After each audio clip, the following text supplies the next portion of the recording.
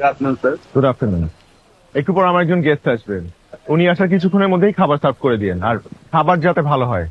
Sir খাবার নিয়ে tension করবেন না, আমাদের food is very good. Thank you. Thank you sir.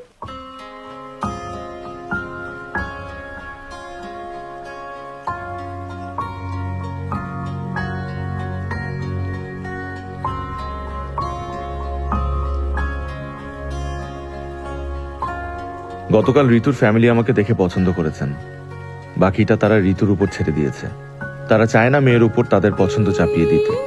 তাদের এই ব্যাপারটাও আমার খুব পছন্দ হয়েছে।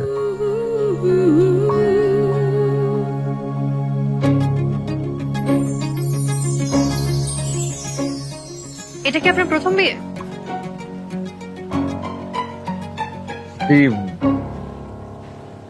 বুঝলাম না। আমি তো হিব্রু ভাষায় প্রশ্ন করিনি, শুদ্ধ বাংলা ভাষায় প্রশ্ন করেছি। এতে অর্থ না বোঝার কি আছে? আমি আপনার কথার অর্থ বুঝতে পেরেছি, কিন্তু প্রথম দেখায় কোনো হাই হ্যালো না করে সরাসরি একটা এম্বারাসিং কোশ্চেন করবেন সেটা বুঝতে পারিনি, মানে আশাও করিনি। আপনি কি আশা করেছেন সেটা আপনার ব্যাপার, তবে মেন্টালি প্রিপেয়ার্ড হন। এর থেকে এম্বারাসিং কোশ্চেনের মুখোমুখি হতে হবে আপনাকে।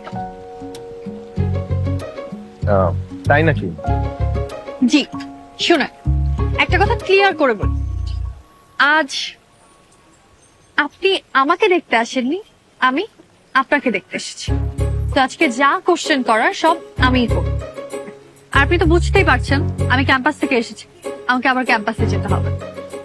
সময় নষ্ট না করে সরাসরি প্রশ্নে সরাসরি উত্তর দিন। আমিও দেখতে চাই আমার ফ্যামিলি কেন আপনাকে পছন্দ করেছে। মা বায়োডাটাতে যা লিখেছে তার সাথে ওর কোনোই মিল নেই। আমি তো ভেবেছিলাম পুকুরের পানির মতো শান্ত একটা মেয়ে।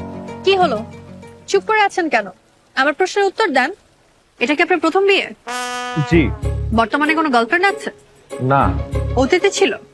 না, অতীত বর্তমান কোনো কালেই কোনো গার্লফ্রেন্ড ছিল না। কেন ছিল না?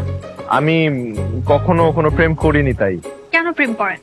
আপনার কি কোনো শারীরিক সমস্যা আছে?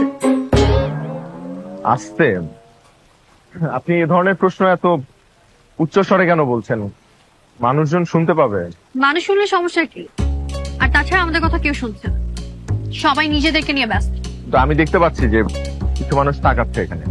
আপনি কি আমাকে দেখতে এসেছেন নাকি আশেপাশে মানুষজন? জি, আপনাকে দেখতে এসেছি। তাহলে আমাকেই দেখেন। এখন বলেন আপনার কোনো শারীরিক সমস্যা আছে কি না?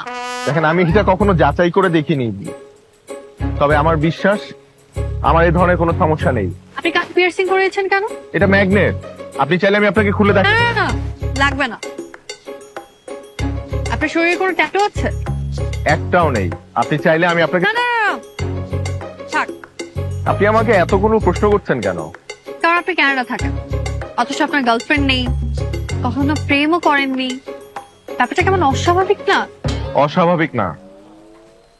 আমি প্রেম করিনি কারণ আমি প্রেম করার মতো কাউকে খুঁজে পাইনি, তাই। কারণ আমি পড়াশোনা নিয়ে ব্যস্ত ছিলাম, আর আমি সব সময় চাইতাম আমার সব ভালোবাসা জমা থাকুক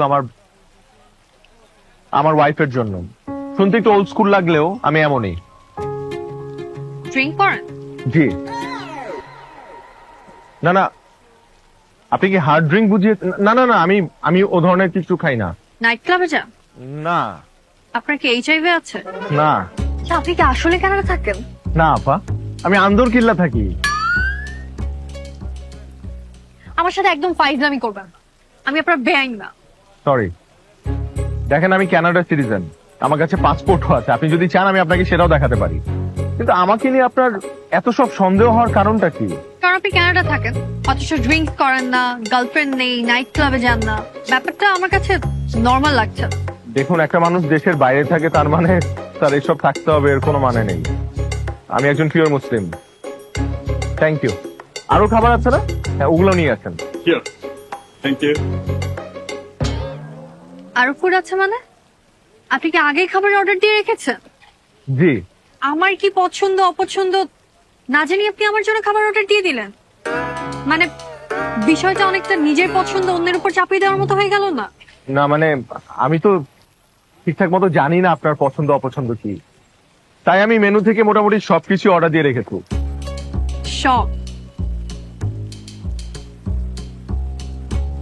সব খাবার অর্ডার দেওয়ার বিষয়টিও আমার পছন্দ হলো। কারণ এইটা একদিকে অর্থের অপচয়, আর অন্যদিকে আপনার নিজেকে জাহির করার একটা চেষ্টা।